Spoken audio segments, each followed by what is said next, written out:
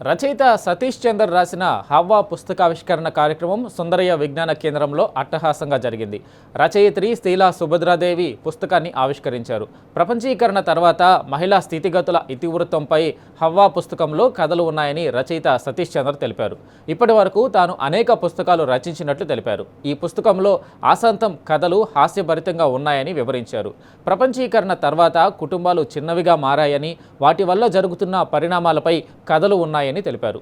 ప్రముఖ కవులు, రచయితలు సన్నిధానం నరసింహ, వాసిరెడ్డి నవీన్, కదీర్ బాబు, బండారు విజయ, సిద్దంకి యాదగిరి, ఎం శ్రవంత్ ఈ కార్యక్రమంలో పాల్గొన్నారు. హవ్వా పుస్తకంలోని ప్రతి అక్షరం మనసుల్ని కదిలించేలా ఉందన్న వక్తలు రచయిత సతీష్ చందర్ను అభినందించారు. నా పేరు సతీష్ చందర్, హవ్వా కథల పుస్తక రచయితని. ఇది నా 30వ పుస్తకం. అయితే వివిధ ప్రక్రియల్లో రాసిన కూడా కథలకు సంబంధించి ఇది ఒక 6వ పుస్తకం అన్నమాట. ఈ పుస్తకంలో ప్రధానంగా స్త్రీల జీవితాలు ఉంటాయి. మరి ముఖ్యంగా అణగారిన వర్గాల స్త్రీల జీవితాల గురించి రాసినటువంటివి అన్నమాట. లిబరలైజేషన్ వచ్చిన తర్వాత 1990 ఒక 35 ఏళ్ల తర్వాత కుటుంబాలు శిథిలమవుతున్నాయి. పైకి బాగున్నట్టు అనిపిస్తాయి కానీ ఏవో కొన్ని పింఛన్లు, కాస్త సంక్షేమం మినహా రేపటి కోసం ఆలోచించదగ్గ అవకాశం లేదు. ఇందులో ప్రధానంగా ఈ సిస్టంలో ఎక్కువగా బాధితులవుతున్నది మహిళలే. సో మగవాళ్ళు కష్టపడతారు, కానీ బయటకు వెళితే మరిచిపోయే అవకాశాలు ఉంటాయి. కానీ ఇళ్ల దగ్గర స్త్రీలు సమస్య వేరుంటుంది. మరీ ముఖ్యంగా ఊరు వెలుపల జీవితాలు ఘోరంగా ఉంటాయి.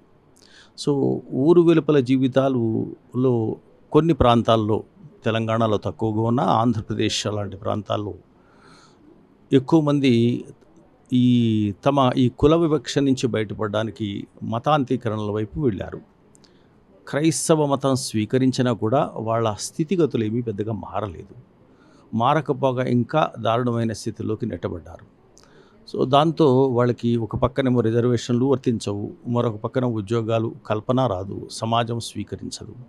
అలాంటి స్థితిలో స్త్రీలు నలిగిపోతున్నటువంటి స్త్రీల జీవితాలు కొన్ని సందర్భాల్లో అయితే అసలు ఈ పేటల్లో పుట్టిన స్త్రీలకి ముందుగానే ట్యూబెక్టమీ చేయించేస్తే మంచిదేమో పెళ్లి కన్నే ముందుగా అనే భావన కూడా కలిగే విధంగా కథలు ఉంటాయి. ఒక రకంగా కొంచెం విషాదభరితమైనటువంటి కథలు ఇవి. అలా అని చదివింపజేసుకునే గుణం ఉన్నటువంటివి. సాధారణంగా నేను హాస్యం, వ్యంగ్యం ప్రధానంగా రాస్తాను. ఇందులో కూడా హాస్యం ఉంటుంది. ఈ హాస్యం ఎలా ఉంటుందంటే కాస్త అంటే కొంచెం విషాదం కలిసి ఉంటుంది. అంటే అందులో కొన్ని ఎలా ఉంటాయంటే, ఒక పేటలో ఉండే అమ్మాయి ముల్లులా ఉండాలి, ఆమెకు ఆమె రక్షక కవచం, లేకపోతే ఎవరైనా మీద చేయి వేయచ్చు. సో అంచేత పువ్వు గట్టిపెడితే గట్టిపడవచ్చు కానీ ముళ్ళు మాత్రం మెత్తబడకూడదు. సో ఇలాంటి ఫిలాసఫీస్తో ఈ కథలు సాగుతుంటాయి. అంటే ఇప్పటివరకు కూడా అనేక రకాలైనటువంటి కథలు వచ్చాయి. పలు ఉద్యమాల ప్రభావంతో వచ్చినటువంటి కథలు ఉన్నాయి. ఇది కూడా అస్తిత్వవాద ఉద్యమాల ప్రభావంతో వచ్చిన కథలుగా నేను భావిస్తాను. సో నా కథలన్నీ బాగా స్వీకరించారు. ఇందులో వచ్చిన కథలు ఇప్పటికీ కొన్ని చాలా ప్రాచుర్యం పొందినటువంటి కథలు ఉన్నాయి. సో ఇది మన కథా సిరీస్ అని వాసిరెడ్డి నవీన్ గారు, పాపనేని శివశంకర్ గారు వేసినటువంటి ప్రతి సంవత్సరం వరుసగా 4 సంవత్సరాల పాటు ఉత్తమ కథగా ఇందులో వచ్చినటువంటివి ఇందులో కూడా ఉన్నాయి. అట్లాగే నావి ఇంతకుముందు వచ్చినటువంటి కథలు కూడా కొన్ని అనువాదం అయ్యి ఢిల్లీ యూనివర్సిటీలో పాఠ్యాంశంగా ఉన్నాయి. పలు విశ్వవిద్యాలయాల్లో పాఠ్యాంశాలుగా ఉన్నాయి. కాబట్టి ఈ కథల్ని ఇంతకుముందు కథల్లాగానే స్వీకరిస్తారని తెలుగు పాఠకులు స్వీకరిస్తారనేటువంటి నమ్మకంతో ఉన్నాను. Thank you very much.